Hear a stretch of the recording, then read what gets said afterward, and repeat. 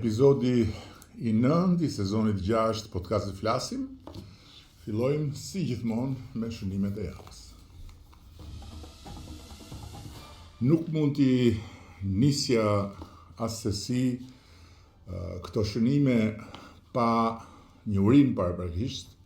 për një ditë shumë të veçantë, 8 marsin, ditën ndërkombëtare të gruas dhe ditën e shënuar të nënave, motrave, vajzave tona. Është gjithmonë një ditë e rëndësishme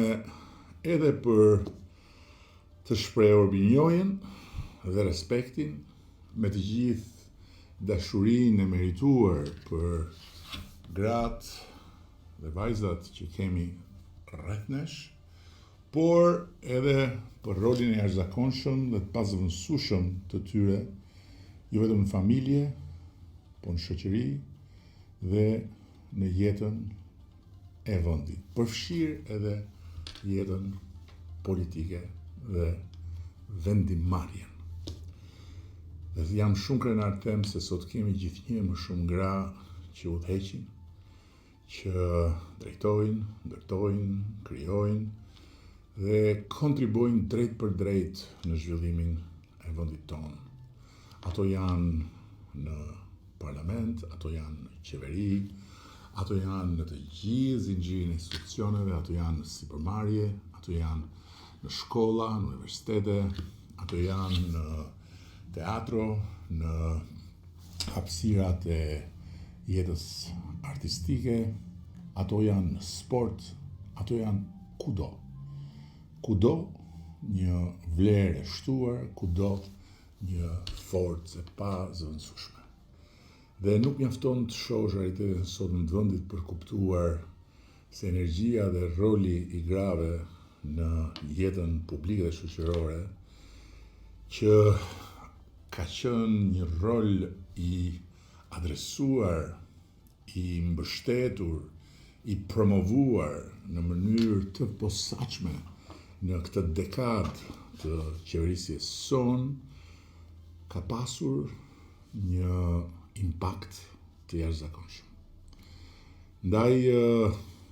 nuk më mbetet veç se të uroj nga zemra, jo vetëm gëzuar 8 marsin, për të gjitha gratë, për të gjitha nënat, motrat, gjyshet, vajzat shqiptare, jo vetëm t'i falenderoj për gjithçka bëjnë, por edhe të uroj me gjithë zemër që pjesëmarrja e tyre të rritet, angazhimi i tyre të rritet dhe çfarë ato i sjellin Shqipërisë të jetë edhe më shumë fal rritjes së pjesëmarrjes dhe të angazhimit të tyre. Një moment i rëndësishëm i kësaj jave ishte edhe pjesëmarrja e Shqipërisë në panairin më të madh ndërkombëtar të turizmit në botë, ai i Berlinit, i cili këtë vit shënoi edhe 60 vjetorin e tij. Nëse ju kujtohet vjet Shqipëria u ftua në Berlin si vendi i cili u vu në piedestal. Çdo vit ka një vend që vjen në piedestal dhe që në një farë mënyre është bashkë mikpritësi i panairit. Këtë vit, nga data 3 deri në 5 mars, Shqipëria u riprezentua në atë panair si destinacioni autentik mesdhetar përmes konceptit Albania All Senses, duke sjell një panoramë të pasuruar të asaj që ishte prezantimi i parë në atë panair. Natyrë e jashtëzakonshme, histori unike, përvoja autentike, trashëgimi kulturore, në një vend që po rritet si aktor në industrinë e turizmit me ritme të shpejta. Me mbi 100.000 pjesëmarrës nga rreth 190 botës, panairi i Berlinit mbetet një nga skenat më të rëndësishme globale të turizmit dhe fakti që Shqipëria jo vetëm hyri në atë panair, por edhe vazhdoi të tërheq këtë vit shumë interesim, është një mesazh i qartë se sezoni që po vjen do të jetë një sezon ende më i suksesshëm. Dhe pavarësisht të gjitha përpjekjeve të një tufe ditëzinjë dhe punëzinjë, siç thoshte dhe siç nuk i bie fjalë në tokë avokat ngjellës, numrat rekord të Shqipërisë do të konsolidohen.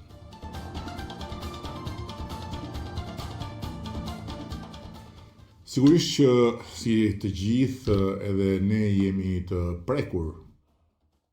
në sensin fatmirësisht jo fizik, por patjetër politikisht, shpirtërisht, njerëzisht, nga zhvillimi e fundit në lindjen e mesme dhe nga përshkallëzimi i situatës sigurisë në një rajon ku kemi miq të jashtëzakonshëm dhe ku me krenari jemi një nga vendet e pakta që kemi një miqësi të fortë njëkohësisht me Izraelin dhe me vendet e Gjirit Persik, Arabinë Saudite, Emiratet e Bashkuara, Katarin, Kuvajtin, Bahreinin, të cilat kanë qenë në rrezen e agresionit të killrave të Teheranit. Situata mbetet e ndërlikuar, vështirë të parashihet fundi i një ofensive të nisur me plot të drejtë nga Shtetet e Bashkuara të Amerikës në aleancë të ngushtë me Izraelin për të ndaluar një herë mirë mundësinë që regjimi obskurantist i Republikës Komeniste të Iranit të prodhoi bombën atomike. Në këtë moment, sigurisht edhe për ne, si për shumë vende tjera, prioritet kryesor është siguria e qytetarëve shqiptar që ndodhen në ato vende, përfaqësitë tona diplomatike dhe konsullare në rajon janë në kontakt të vazhdueshëm qoftë me ne, qoftë me autoritetet vendase, po bëjnë gjithçka për ta monitoruar situatën, për të informuar dhe për të asistuar, ndërkohë që çështja kyç e fluturimeve mbetet një sfidë për të gjithë. Kjo është një situatë që kërkon qetësi, kujdes, informim vazhdueshëm nga burimet zyrtare, ndërkohë që ne jemi solidar me të gjitha vendet e prekura, përfshi pa diskutim edhe Qipro, një vend mik i cili po ashtu u godit, edhe Greqin në shenjë të fortë solidariteti për çka ndodh në Qipro, po njëkohësisht edhe Turqin në të njëjtën kohë që po ashtu u tentua të goditej nga një raketë e neutralizuar menjëherë nga forcat e NATO-s.